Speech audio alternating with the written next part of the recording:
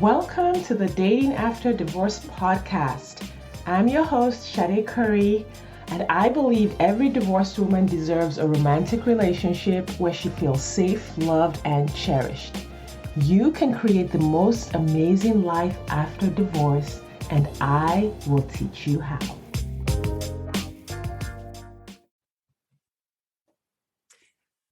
Hello, everybody. Welcome back to the Dating After Divorce podcast. As part of the Remarriage Club series, I have here on the podcast with me, Marcy Kocher. And Marcy is a fellow life coach. She is also divorced and happily remarried. And she works with clients who are smart but stressed, and she helps them create peace. So I want to hear a little more about this because I don't know, sometimes that sounds like me. So Marcy, welcome. Please tell the listeners a little bit about yourself. Oh, thank you for having me. I appreciate this. Smart but stressed. Who isn't, right?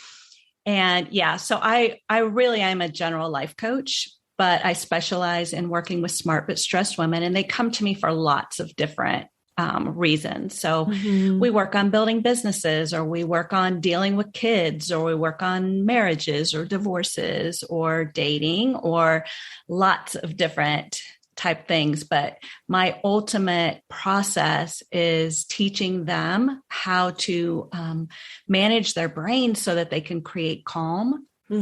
So I have a 3-step process where we go through calm, and then we go through retraining your brain to work for you instead of against you.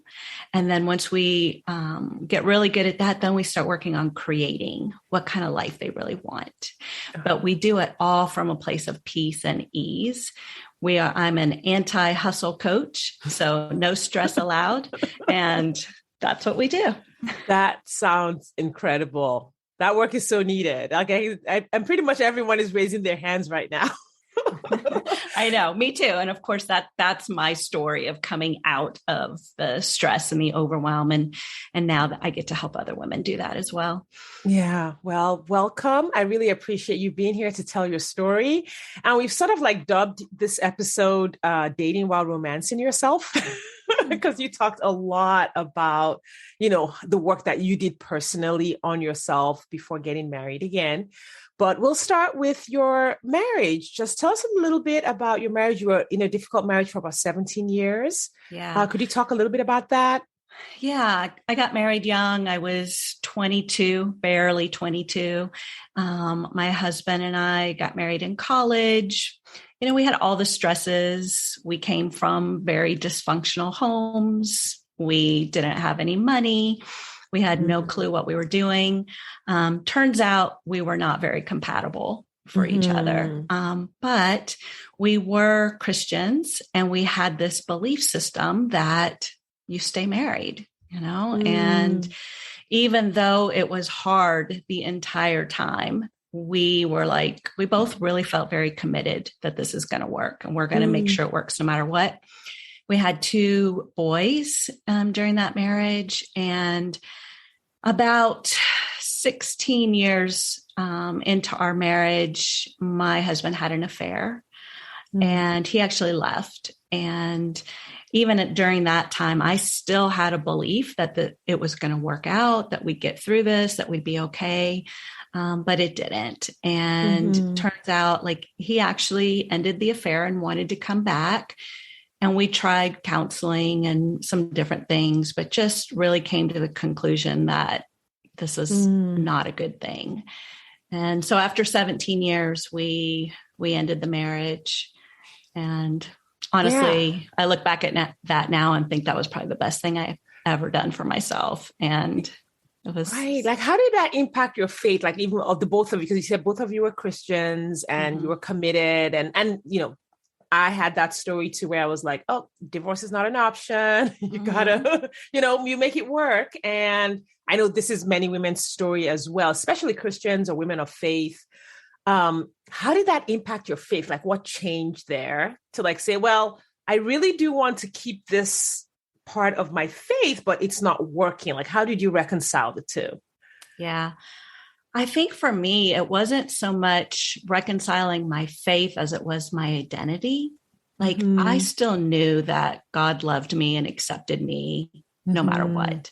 And if anything, I grew much closer to God because in a sense, I felt like he was giving me a gift of freedom and that it really, like, I think I misunderstood that part of the Bible, that says God hates divorce. And as I dug into it and did a little bit deeper study, what I realized is that really the way that we can interpret that was that he was saying he hated divorce during that context, during that culture, because what was happening was that men were just divorcing their wives for no reason at all. Like they burnt their dinner. And so they would divorce them. And, back during that time of culture, without a man, women, there was no one to take care of them, protect them, provide for them. And women were put in devastating circumstances. And so the way that I relearned what God meant by that was that he hated the violence of divorce back then, that men were able to just leave women in these dire circumstances.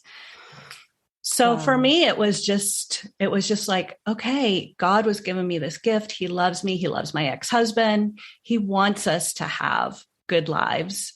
And so I felt okay with it. It did take a while and it was definitely an identity crisis for me for a while. But as far as my faith goes, I think it strengthened it. Yeah. It almost sounds like you realize that, the fact that God hates divorce, it doesn't mean that by extension, people should stay in relationships that are destroying them emotionally, physically, mentally, or whatever the issue is that's creating that problem in that relationship. Because I think that's kind of like the what's the word for it? Like the next logical step, or the next logical step from God hates divorce is you can't ever leave a marriage no matter what happens in the marriage. Yes, exactly. And it was just a deepening and a widening of understanding what God really meant there. Ultimately he loves us and wants us to have loving, abundant lives. Yeah. Wow. Thanks for sharing. So you got divorced after 17 years. What were your thoughts about getting married again after your divorce? It took me a long time to even entertain that thought. Honestly, after my divorce, I was so exhausted. I was a single mom. I was a stay-at-home mom until the divorce. So then I was trying to figure out how to support my two boys. My ex-husband was very challenging. And so there was still a lot of dysfunction going on even after we were divorced that were affecting my kids. And I was really, really just trying to create some stability for them. So the thought of dating or getting married again was just not even in the realm of possibility for me for a good 2 years. 2 years. Wow. And so you said, did you start thinking about it after the 2 years, or what changed? Yeah, it was funny because my girlfriends, of course, were like, you need to start dating. And I was like, that just sounds so horrible to me. But they kind of started talking me into it. And so now, were they married or single or? Yeah, they were married at the time. Yeah. So yeah, I just started entertaining it, but I had incredibly high standards now. I'm sure, after you go through a really hard first marriage, it's like, okay, if this is going to happen again, it's going to be totally different. 100%. Yeah. So go ahead. Yeah. So you started thinking about getting married. Again, you were open to dating. Did you date online, offline, matchmaker? Yeah. So I have a story that probably is going to make some people frustrated, but it just was very easy for me. It was something that I wasn't expecting. It ended up being a good friend, someone I had been friends with for 10 years that I had met at church. And honestly, we were just really good friends. And then one day he said he would like to date me. And now, was he, when you met, he went to this, you stayed at your same church after your divorce? Oh, good for you. Some of us lost our churches in the divorce. And so was he single at church? Was he married and divorced? Yeah. So he had been married and divorced probably about 5 or 6 years before me. Like his divorce was before me. And he had full custody of his 3 children. And so when I went through my divorce, he was just really a good friend and kind of helped me with my kids and just talking about how incredibly hard it was. And honestly, we were just good friends, and we kind of connected over how to take care of the kids and how to get them through this and what they need and that kind of thing. I never thought of him in a romantic way at all. And then one day he asked you out. And then one day he asked me out. It's interesting. My clients, when they first come to me, are always like, there are no good men out there. Right. Or some people in my audience who aren't working with me, who listen to the podcast. And I'm like, how does this guy sit in your church? A good single dad for 6 years. Like, I know. No one saw him. No one.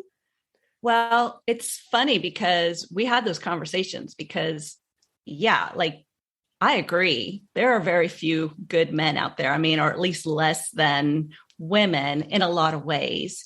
But maybe that's not true. Maybe we just don't see them. I don't think it's true. Like in my experience now that I've been doing this work and my clients, I have a client who got married 2 days ago.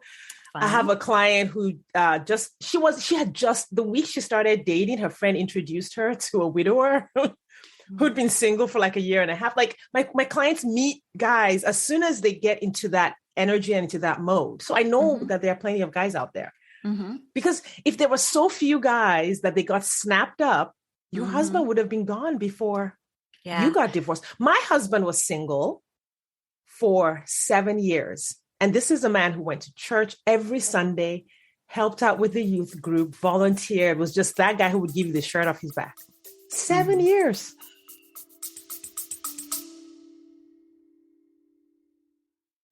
Do you wonder exactly how divorced women just like you are meeting eligible men who want a real relationship and a commitment? They're doing it by dating with their core values. Your core values are the GPS that lead you to the partner you've been looking for.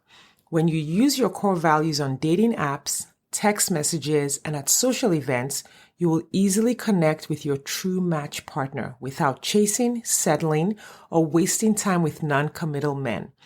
I have taught exactly how to do this in the 2-hour Core Values Dating Blueprint course available on my website, shadecurry.com/dating. That's SADECURRY.com/dating. You will learn exactly how to identify your core values and use them on your dating profile, how to ask the right questions via text, and how to tell the right stories on dates, so that you attract the right people and repel those who aren't right for you. If you're ready to meet your true match, hop over to shadecurry.com/dating or click the link in the show notes. Now back to the episode. Well, it's interesting because when my husband and I talk about it now, I mean, he had really high standards too. And so it wasn't that there weren't women out there who were after him. In fact, a few of them got mad at me when we got engaged. Ouch. Yes. But, it's like he had high standards too. So we were just kind of waiting for each other. We just didn't know it. Right. Yeah. Yeah. But I love that. I just wanted to highlight that in the sense that just because it might look like there are no good men out there doesn't mean that there aren't. Yeah. Sometimes we have to open our eyes. Sometimes we have to be willing to believe so that our eyes get opened. And sometimes we just have to be like, numbers wise, there's got to be guys out there. So just need to find them. Yeah. I think that's a great point that you make. The other part of that was physically, like he was not my quote type. I wasn't physically attracted to him at first. So I never thought about him like that.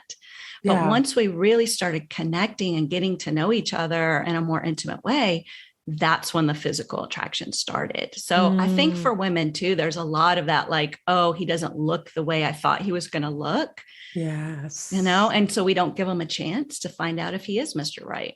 Yeah. Yeah. Attraction is actually one of the things I work with on my clients with because sometimes they'll be like, well, I'm just not attracted to him. And I never let them off the hook. Just say, I'm like, why? Let's talk about it. They're like, wait, what? Aren't we just attracted to someone or not attracted to someone? I'm like, well, yeah, you can be attracted to who you want to be attracted to, but are you consciously being attracted or consciously not being attracted? Or is this something that's happening to you from the outside and you're just a helpless victim of your attraction? So I make them dig deep. I make them sort of examine why they're attracted or not attracted. And some of them find out that, yes, there really is a reason, micro expressions or attitude, or just, this is just not a physical stature that I'm attracted to, but I just make them sit with it for a minute. Or they find out that, oh, wait a second, it's because he doesn't look like George Clooney or whatever. Because once you bring it to your consciousness, you're like, oh, I'm just acting on autopilot. And so I think that word attraction really bears sitting with. And, and for everyone listening, I would say, if you think about what you're attracted to or not attracted to, ask yourself why. It's not so that you can force yourself to be attracted. It's just so you can be conscious about it.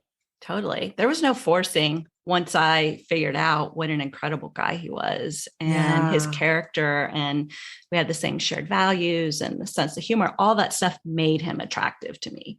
Yeah, that's amazing. And so you were also friends for quite a while before he asked you out. Right. Right. So did you think, oh, it might ruin the friend? I hear this all the time. It might ruin the friendship. Yeah, totally. Well, it was funny because the first time he asked me out, he just called and said, hey, you want to go get dinner together? And we had never done that before, but we had gotten lunch together plenty of times. So I really didn't think it was a date. So he shows up at my house with flowers. He takes me to a nice restaurant. He opens the door for me. He pays for my dinner. And we come back to my house and we watch a movie. And in my mind, I'm like, we're a couple of buddies just having a nice dinner. Gosh, that's great. I know. I was such a ding dong. And at the end of the night, he says, I really like you. And I'm like, yeah, I like you too. And he's like, no, I like you. And I was like, oh, like I totally didn't get it. And he said to me, he's like, I would really like to pursue you, but do you think you're ready for this? Which I thought was the most romantic thing on the face of the earth, that he was considering me like that. But I really didn't know. And I told him that I'm not sure. I need to think about it. So the very next day, I'm having lunch with my girlfriends and I say, oh my gosh, I think I went on a date with Sam last night. And they're like, what? And so of course they want all the juicy details and I tell them and they're like, this is great. This is amazing. And I said, no, this is terrible because of what you just said. I'm like, if I try this and it doesn't work and it ruins our friendship, and if it does work, I end up married, which I didn't really want that at the time either. So it was like lose for me. And, but they, of course, talked me off the ledge and said, give it a try. And I did. And it was wonderful. Yeah. So what if it hadn't worked out? Looking at it, looking back, now you're a coach, you kind of see how our brains take us down these roads. Let's say you had given it a try and it hadn't worked out. You lost the friendship. Would it still have been worth it to give it a try? I've never thought about that, but I think yes, because even if it had not have worked out, it was such a great way to enter into dating and learning about myself. And, I was in my 40s. I hadn't dated since I was, 20 years old. And so all of it was good. It was all necessary. Yeah. And sometimes I think about like taking those leaps of faith, especially for us women in our midlife, we're in our late 30s, we're in our 40s and 50s. And our brain tricks us into thinking we have something to lose. But what's really happening is that we're at this stage in life where we have the freedom to have these adventures, to take risks, right? And in many ways, that's what we say we want. We say we want adventure. We want something to happen. We want someone to ask us out. We want a good guy in our lives. And then when it appears, we're so scared. Yes. Yes. They were So like, true. oh, I got to prepare for retirement, or, and it's not because we're cowards or we're not courageous. It's just that's what the brain does. Yeah. The brain is just wants us to stay in the comfort zone. It wants to keep us safe. It wants us to be like, it thinks what we know is what's most safe. Mm-hmm. It doesn't really care if we're happy or not. No. So true. Such a great perspective. Yeah, I never thought about the alternative of what if I hadn't, or what if it didn't work out. It's a great question. Sometimes I think about, there was the first time I separated from my ex-husband and left for 3 days because of his temper and just making the house unsafe. I left for 3 days with my kids, and then I came back. And what was interesting was that year, and then after that, I think I stayed for another, 3 years before finally leaving and being like, okay, this is crazy. I can't do this anymore. But my ex-husband, my now husband, got divorced that year. And I thought, I wonder if I'd stayed gone that year. Yeah. Maybe we could have had an extra 3 years, but it wasn't meant to happen that way. But I like to think about it. I guess now that I'm here where I'm at, it's fun I don't think about it with regret. I just think about it in terms of like alternate realities. Mm-hmm. Or sometimes I grew up in Nigeria. We'll talk about how if he had just gone on a missionary trip to Nigeria, he would have met me. And then, yes. So we sometimes have fun with some of those like alternate realities. I wanted to ask you, and I know you said, this just kind of happened to you and you were really lucky, but I don't really believe that in the end. That's true. I know that we create our results, like by our thinking and our attitude and just kind of how we live our lives and how we grow. Mm-hmm. So I know leading up to your husband asking you out, you had created a situation where you were the woman he wanted to ask out. So tell us a little bit about the work you did on yourself or how you were living life at that time. Yeah, great point. And I say lucky just because I know that sometimes other people think that I was lucky, but I agree with you 100% that I did create this result. And a big part of it was learning how to romance myself. And so after my divorce, and I was having really just a time of healing, a time of, downtime, I was really getting to know me again. And you think about when you're dating, and you really like somebody, you just love everything about them, and you just see all these good things. And that's what your brain looks for, all the good things about them. Mm-hmm. Well, I went through a period of time where I was doing that for myself. And I realized that, the 17 years of marriage, I had a lot of very negative thoughts and beliefs about myself. And so I was taking this time to really get to know me again and love me and talk to me differently and treat me differently. And so I did anything from, I was putting makeup on for me. Mm-hmm. I was dressing for me. I was having dates with me. I was figuring out what I wanted and making choices for my life about what I wanted from this place of love, from this place of abundance, and just really enjoying me. And honestly, it sounds kind of silly, but like I was falling in love with me again. That's so good. Or maybe even for the first time, probably for the first time. Like I was crazy about me. Yeah. And how does that feel? And because I know, like I have my clients, the ones I work with within my practice, and we go deep into all of this stuff. And then sometimes I will talk to someone who isn't a client yet and is, and I'll be like, what are you doing for healing? Or, I'm in a consult call or whatever, or they'll leave a comment on one of my posts and they will say, I'm working on myself, or I am loving myself. Mm-hmm. But from the conversation, I can tell that it doesn't feel like what you are describing to them. Mm-hmm. It's almost like a cliche. They're using that cliche statement to describe the fact that they're not dating again and they're feeling very close and isolated. I'm just going to spend some time with myself. But it's more of this like reactive, spend time with myself, protective, like there are walls. Yeah. Versus what you're describing, which is almost like you were focused on yourself in a really compassionate, loving way. Can you describe, just for someone who's like, well, I don't know, what does that mean to love myself? What does that feel? How will I know when I'm doing it? Yeah. Well, two things, right? It's the thoughts that you think about yourself, and those thoughts create feelings of love. I mean, it's really very simple. It's not necessarily easy because it's not what our brains have been trained to do, but it is very simple. And as I was noticing all those negative thoughts and beliefs about me coming up, I was starting to question them. Were they really true? Were they really even my beliefs, or were they something that my husband had been saying about me for years? So good.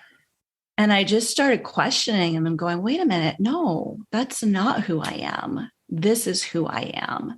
And so then consciously kind of rebutting those thoughts as they would pop up in my head. They still pop up in my head sometimes, you know, and I just have to tell myself the truth of, no, this is who I am. Just like, you know, with our kids, you know, they come home from school, they have a hard day. They're like, I'm stupid. I'm a loser. Nobody likes me. What do? We tell them the truth about who they are. Right. So it really is just kind of getting back to our true identity. And then those thoughts, those beliefs create that feeling of love. And then that feeling of love drives our actions to put our makeup on or dress nice or go out or stay in or do whatever it is that feels good to us.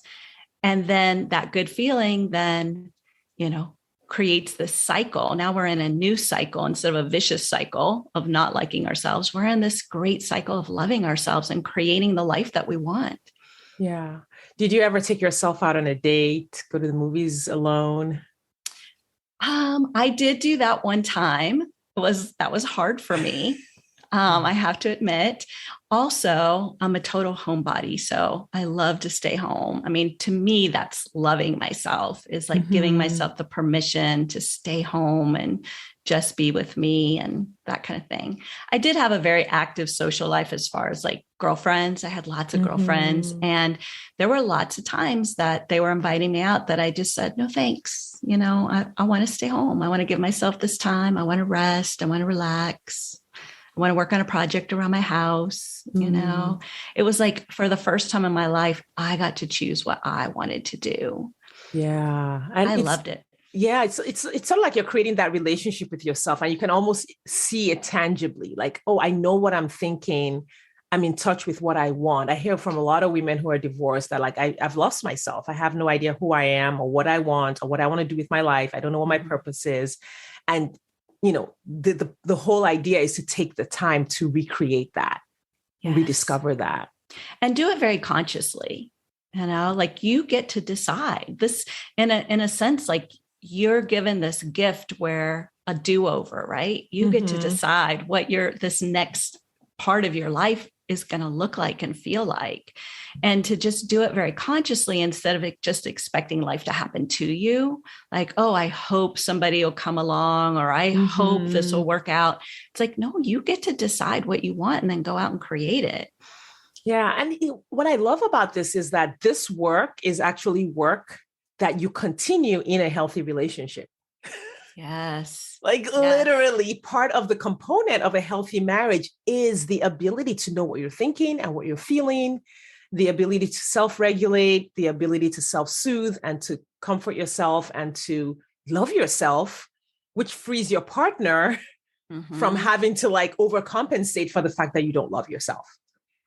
Completely, totally, 100%. And I feel like that's why my second marriage has been so successful, because my now husband did the exact same thing. You know, before we came together, we were both at this place where we were really happy individually. And so when we came together, we realized we didn't need each other. You know, we really had learned how to love and take care of ourselves.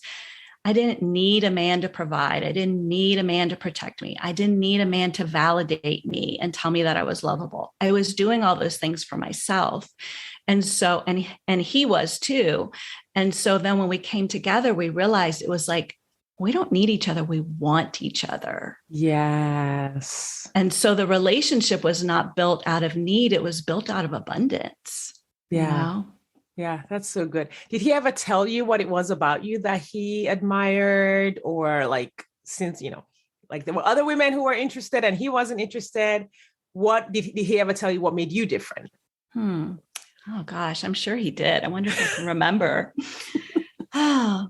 What's funny is like, we've been married for almost 12 years now. And we still tell each other stuff like that all the time.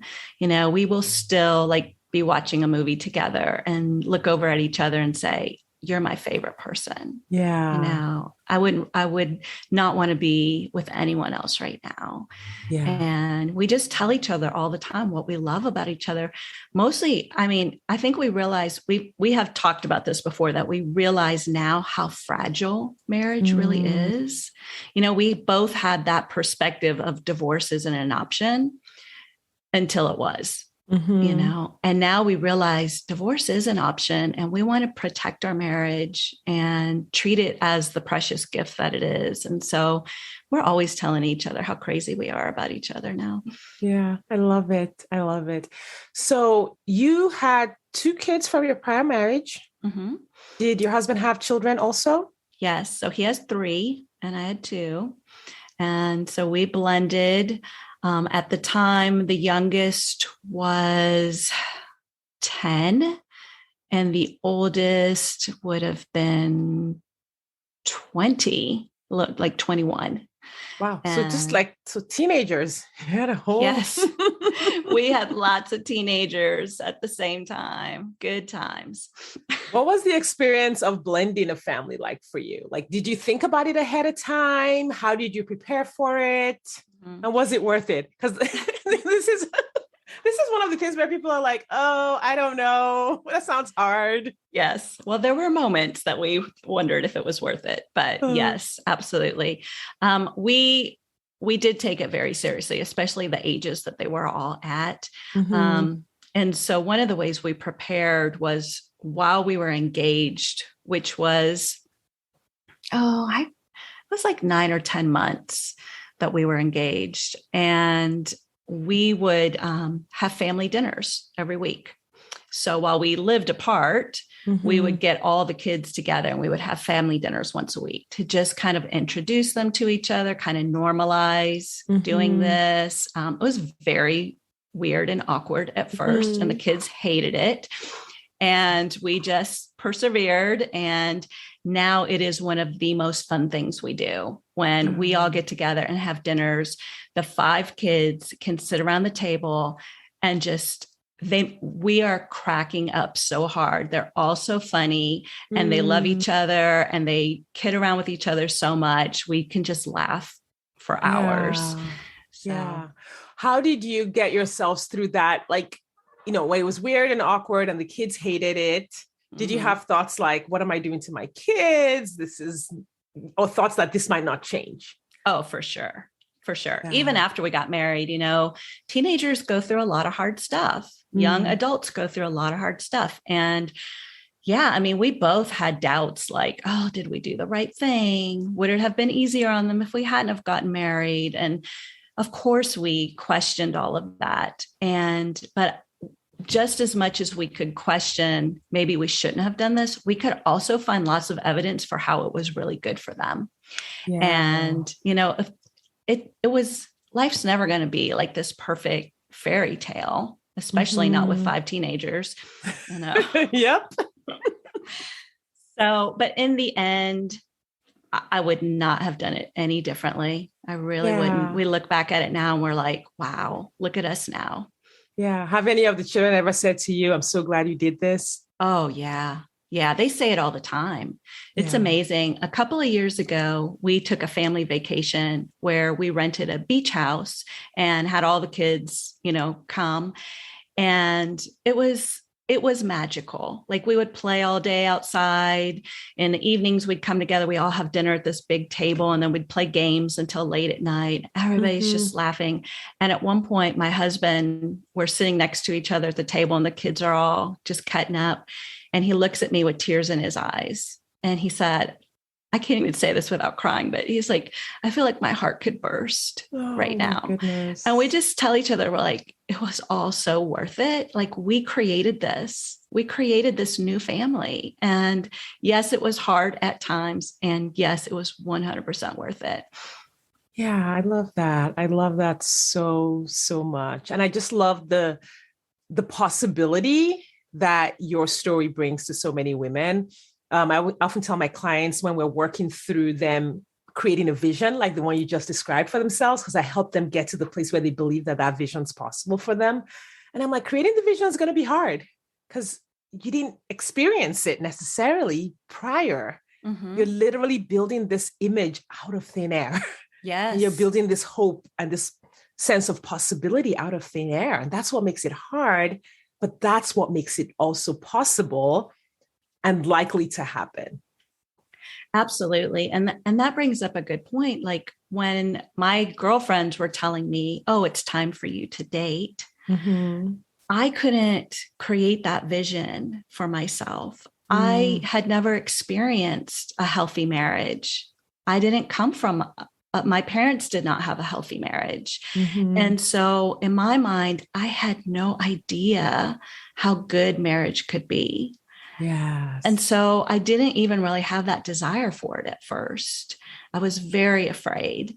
And even now I want to pinch myself sometimes because I'm like, I didn't know how good it could be.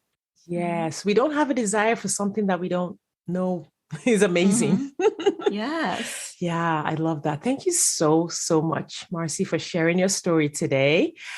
I want to ask one last question, which is for all the listeners out there, and, everyone listening is going to be at different stages, early in the divorce, post-divorce, I'm never going to get married again, or I've been dating and what do they call it? I'm striking out 100 times out of 100 on the apps. Like, what's one piece of advice you could give to the listeners just about creating their best post-divorce life, dating and getting married again, something that would let them say, oh yeah, maybe this is for me. Maybe this is possible for me. Oh gosh, so many things. The first thing that comes to my mind is like, I'd really say like, focus on what you want instead of what you don't want, And so like our brains are trained to look for what we don't want, to look for that danger. But what happens is we end up finding that. And so for me, that time that I was romancing myself, I was focusing on what I want. I was focusing on this fairy tale life that I didn't know if it was possible or not. I really was just reaching for the stars. And I was saying, hey, if I have this opportunity to create this next part of my life, this is what I want it to look like. And I would just focus on that and think about it until it feels so good. Like you can feel it in your body, And then that is what would dictate how I lived my life. That is incredible. I love it. And I know that really is the answer. That's the answer to everything. You can break that down into the big situations and the little situations, but it really is leaning into that vision and feeling it and experiencing it ahead of time puts us in the place where we get it. Marcy, Thank you for sharing your story. Could you please tell the listeners where they can find you? Again, remind us all what you do, who you do it for, and where we can find you on the internet. Yes, thank you. So I help smart but stressed women create lives of passion, purpose, and peace. They can find me at my website, which is marcykocher.com. I have an email that goes out on Mondays. It's called Monday Mindset with Marcy. And it's just a value email that if anybody's interested in some of the things like that we're talking about, tips, tools, strategies for mindset and for creating the life that they want, it goes out every Monday. And I would love for them to go to my website and sign up for that. Awesome. Well, everyone, Marcy's website will be in the show notes. I believe it's marcykocher.com. Is that correct? Right. Yep. And that will be in the show notes. Please go sign up for Marcy's email newsletter. Marcy, thank you again for your time. I appreciate it so much. I know the listeners appreciate your story. And for everyone listening, we want to thank you for your time and attention, and we will see you next time.